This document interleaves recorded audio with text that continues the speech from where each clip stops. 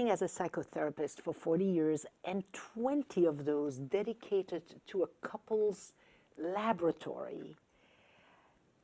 Suddenly, it felt like suddenly, a uniquely synthesized and integrated concept arose. And I call it the three invisible connectors.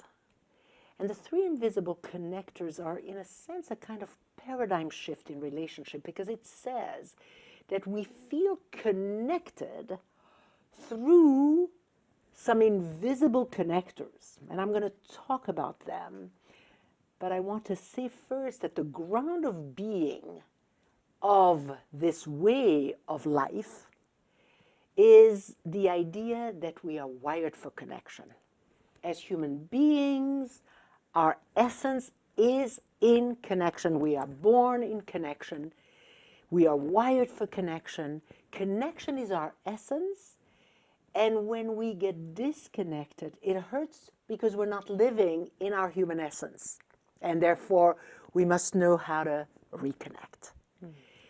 And the three invisible connectors, once we embrace them, give us a completely automatic way to always reconnect. What are they? What are they? So here they are.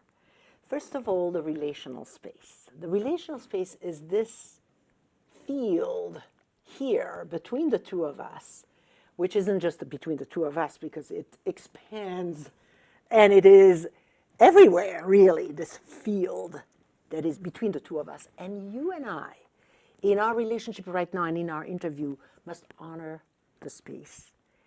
If we honor that space, our interview will become richer and richer, and will actually reach everyone we're trying to reach, because they too live in the field. So knowing this field, honoring this field, making this field safe is our responsibility. And as we take 100% responsibility for the space between, the relational field, our relationship grows, expands, gets enriched, and we, as a result, can reveal ourselves more and more. So that's the space. That's the space. That's the space. The second one that is also invisible and exists is the bridge, which in our relationship right now, you who are watching can actually see a bridge that spans between the world called Hedy Schleifer and the world called Nancy Hyatt. That bridge is there because who we are as a person is unique. Our culture is unique. Our language is unique. Just before the interview, you and I were talking about the fact that you go to sleep very, very late because you do your creative work in the middle of the night. And we talked about the fact that I wake up with a sunrise. As soon as the sun comes up, I'm up because I do my creative work early in the morning. So the sun rises and sets at very different times. When I go to sleep, you're waking up. Exactly right. Exactly right. We are different worlds. And in order for us to honor that space deeply, I need to be able to cross the bridge and visit you. You need to be able to cross the bridge and visit me, and we learn each other's languages, culture, when and how the sun rises and sets in our worlds.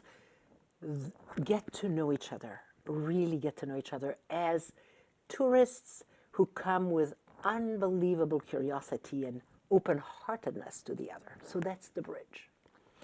And the third invisible connector is the encounter. The encounter is a dimension of connection that all of us know because we all have had deep encounters with people we love. We've also had deep encounters with nature. We've had deep encounters with music. We've had deep encounters with art. We've had deep encounters with animals we love. It is that moment where all the boundaries disappear and you feel at one. You feel the wholeness not just of the relationship, but the wholeness of the world, of our planet.